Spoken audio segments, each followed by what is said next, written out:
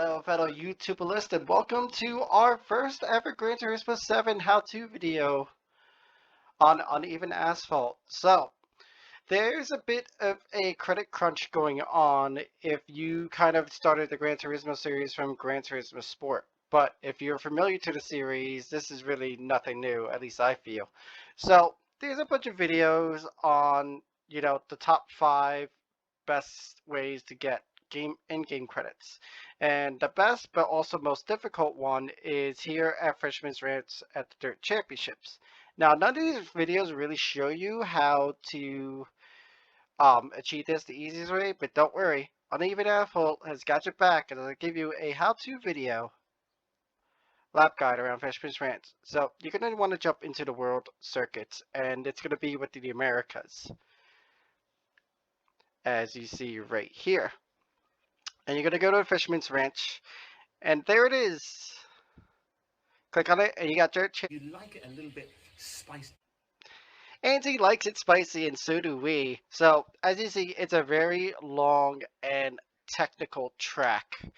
Only have to do one lap. Now, my guide is going to be based off the free cars you could get. Now, remember, this is a cash cow, and we want to do this with the least spending amount of money possible. So, here are the cars. So, the first three, the Focus, the Peugeot, and the Audi, you get by completing menu book 37. And then the Toyota Rally car you achieve by completing the International A license test. Don't need to gold them, just need to complete them. Now, there are differences between the cars, which I'm about to go through in a second, but really just go based on what you think is the best feeling. Obviously, to get those three, you're probably going to most likely need to use the Toyota. So, the Toyota is not bad, but I think it takes the bumps the worst of the four.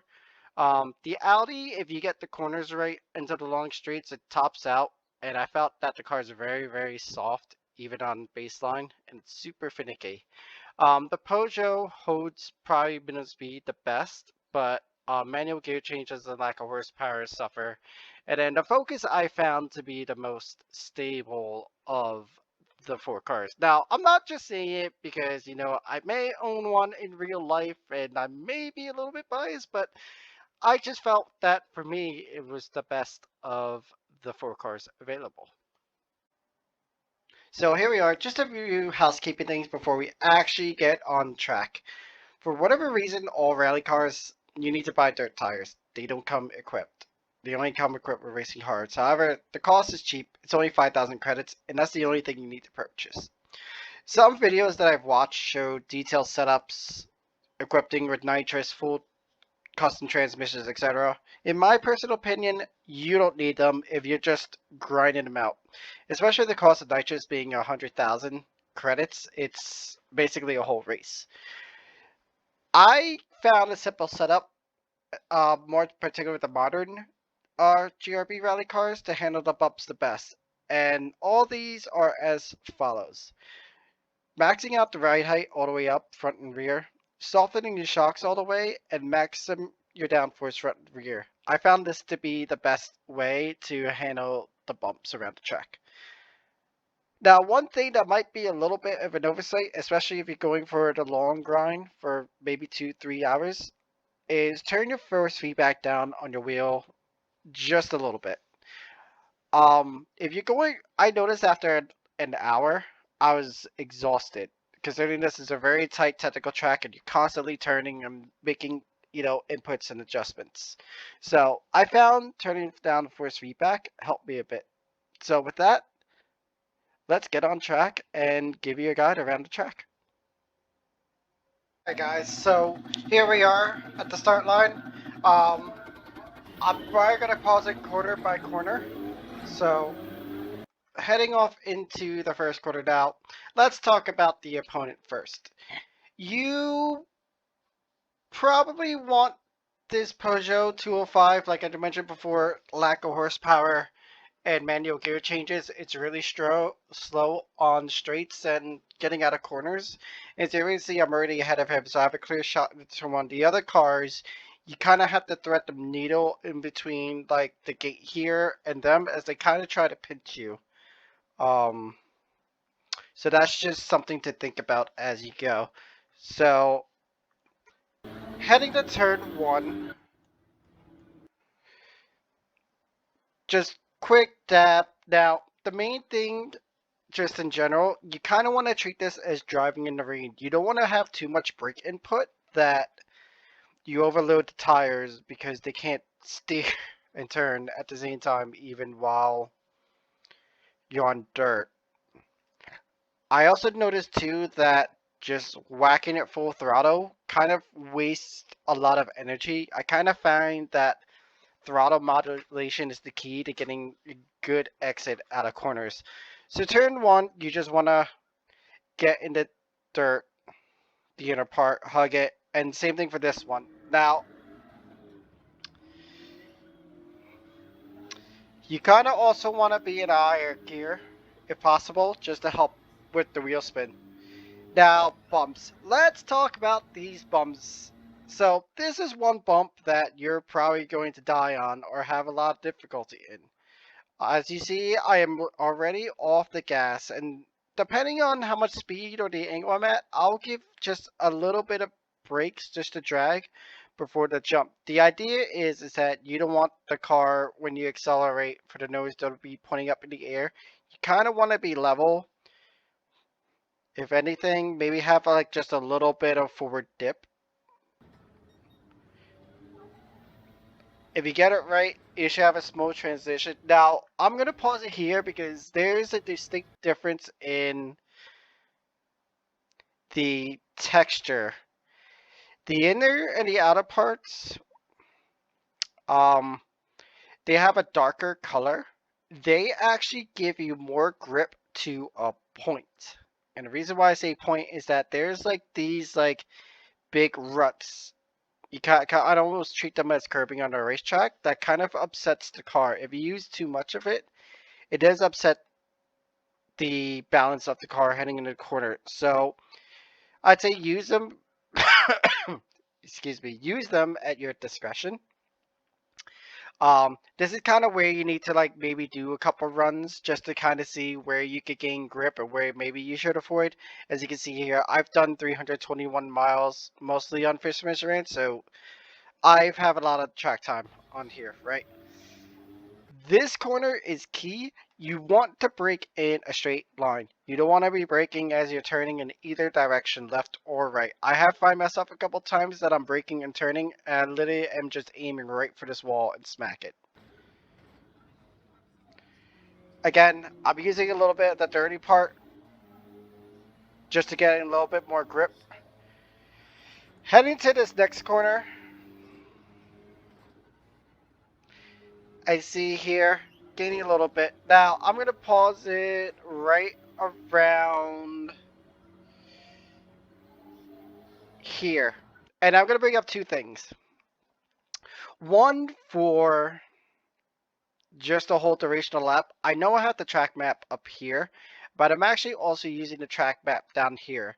Now, typically in just rally in general, not rallycross, you have a co-driver that's reading you out pace notes.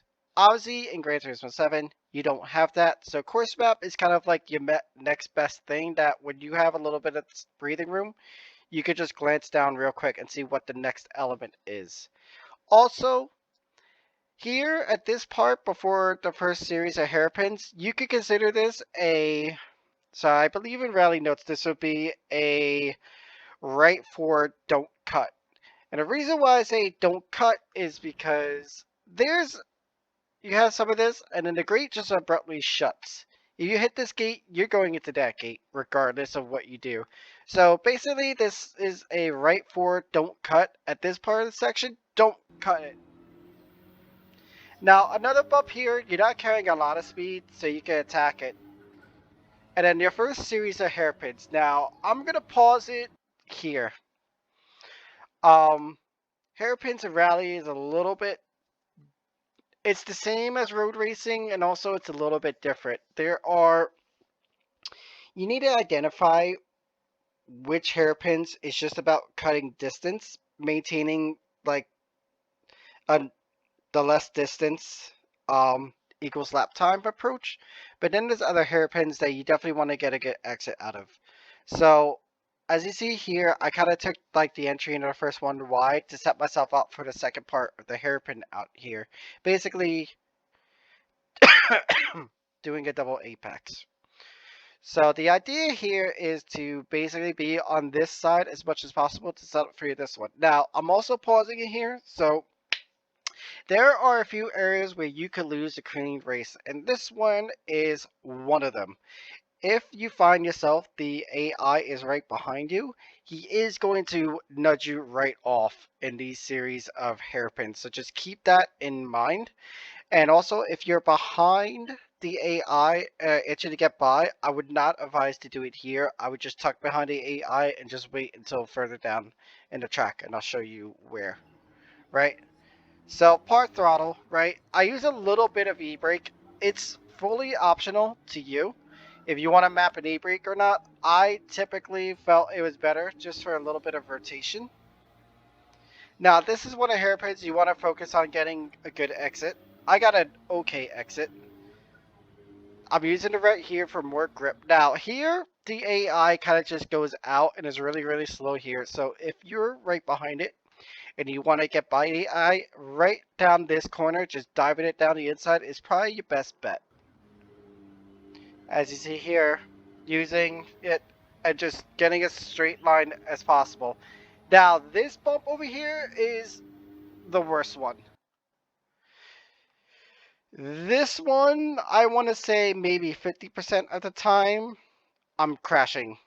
I'm basically eating the wall. Now, important tip here, if you find yourself you're going to eat the wall, do not panic. What I found to be helpful is that if you're going to be heading nose into the wall or spinning out into a wall, just keep the throttle planted. What I found is the game automatically kind of just throws you back in the direction you need to go. Um, Regardless of where you are, unless you're like a complete like 180 facing the other way. At that point, you just need to just flip a UE and go for it. But if you're hitting the wall like a perpendicular angle, it will nudge you back in the right direction. So don't panic, basically. Now, this part is there's a jump into another part of chicane. I found that, and it's a little bit hard to see, but when you do it in real time, it might make better sense to you. I just take a little bit of the dirty part of the track, but not enough to get on the incline, right? And I'm basically aiming for this side of the fence over here. And right before I get to the jump, I'm hard on the brakes to dip the nose. And by doing that, like that, you can keep your speed up and basically straight line the rest of this. Now, this next corner is just an absolute full send, just while maintaining the throttle. This is another corner here that the AI is right behind you and you're not careful, he could easily bump into you and ruin your clean race streak. So this one is a wider turn.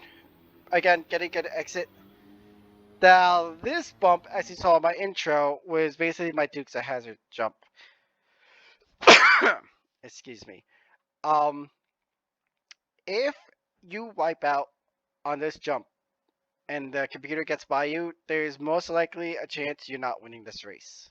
Just to give you a heads up. So you kind of want to be careful at this one. I also found that the incline of the jump is less steep on the right side where I'm aiming as opposed to the left side. So again, a little bit of brake. As you saw, I got a little bit squirrely, but I didn't panic so much. Now this corner, you kind of die the first, carry as much speed as you can out of the second, and just go for it. And again, hairpin. Again, I'm trying to set myself up as much to the left as I can to set myself up for the right over here. Again, got it. Now, the reason why I said the Focus is one of the most stable cars is that I found by just flat throttle, I took this corner way better than any other cars mentioned. And I'm carrying so much more speed. The Audi, I found myself hitting that wall a bunch of times. And the Peugeot, it was okay. And same with the Toyota. So again, here, cutting distance as much as I can. setting myself up for the last corner, and right down here across the line, and we finished this in arguably my best time that I've ever done personally. Stock setup, no nitrous and everything. I did a 3:07, and there we are, the clean race bonus, and um 97,500 credits. So now let's get into the math of everything, right? And just a couple of things you want to keep back in your mind. So each every race, depending on what car the AI uses, I noticed the AI kind of finishes around like the 3 minute 20 seconds, low 3 minute 20 seconds. So you basically want to train yourself to get a better lap time than 3 minutes 20 to ensure you'll beat the AI. So each clean race is 97,500 credits, which just noticing now, I believe first place is 65,000 credits for first, not 60, and then a 50% bonus for each clean race. Now, if you find yourself second place, don't sweat it too much. If you get second place, but the race is clean, it almost rewards you as much as a first place race with not a clean race. So yeah, you lose about 7,000, but it's not the end of the world. Each lap time that I kind of did across all cars, just like an average, is 3 minutes 15 seconds. And then naturally, from you toggling through the menus, raging X as fast as you can, and starting the next race, it's about a 20-second delay to give or take. So let's just call it 3 minutes 35 seconds for argument's sake. So with basically 60 minutes an hour and 60 seconds in a minute, there's 3,600 seconds within an hour, and then 2 minutes, and then 215 seconds a pop per race. That'll basically get you on average 16 to 17 races in about an hour, depending on how quick you can actually complete the race and get back to the menu, etc. There's just too many variables. So for the sake of argument, we're just going to do round down and go with 16 races. So 16 races times 97.5 will yield you 1.5 million credits possible. Reason why I say possible is jumps like you just saw right there did not award me a clean race. The AI can bump into you. You can hit the walls a few times like I have, split out, etc.